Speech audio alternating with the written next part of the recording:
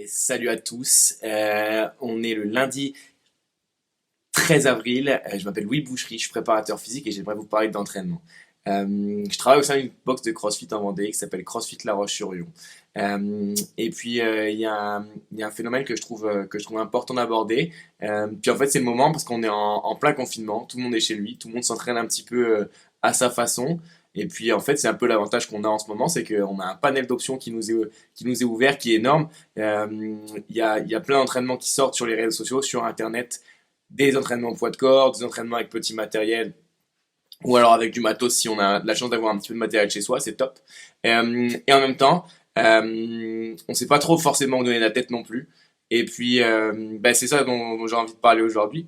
Une des premières choses que je trouve qui est vraiment vraiment importante, c'est un truc dont je rabâche tout le temps aux gens qui s'entraînent en général et qui je pense est vraiment primordial dans l'entraînement, c'est la tension qu'on va mettre sur les bonnes zones et aux bons endroits dans son entraînement. En fait, tout simplement, si on fait un entraînement mais qu'on sait pas exactement, qu'on le suit un peu bêtement et qu'on sait pas exactement les tensions qu'on doit appliquer sur les bons muscles et aux bons endroits de son corps, en fait, ça perd un peu de sa superbe.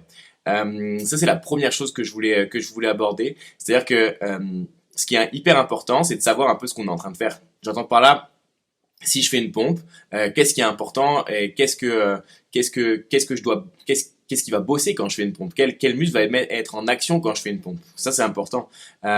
Surtout parce qu'en ce moment, tout le monde est un peu chez lui, un peu seul pour faire ses entraînements. Donc même si on a une vidéo, si on a quelques consignes et quelques conseils, il n'y a pas un coach derrière soi qui est en train de vérifier ce qu'on est en train de faire. Et du coup, c'est pas évident de savoir si on le fait bien ou si on le fait mal.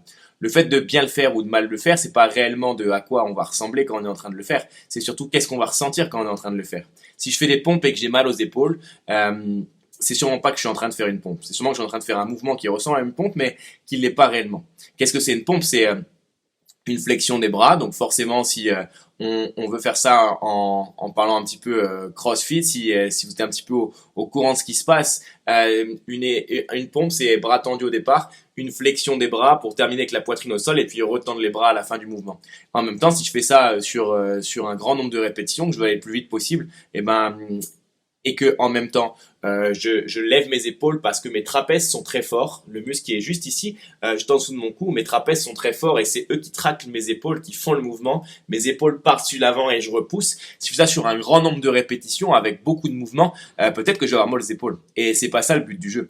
Une pompe, un push-up en anglais, c'est bien sûr une flexion des bras comme je viens de le montrer, et en même temps, c'est quoi? C'est un exercice qui va mettre en action surtout les pectoraux, la poitrine et puis les triceps. Ok, ça c'est hyper important. Et si je fais un entraînement avec des pompes, c'est ce que je dois sentir.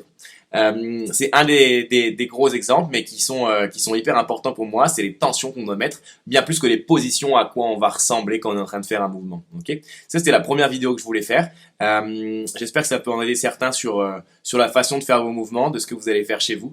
Entraînez-vous bien et surtout prenez le plaisir à le faire.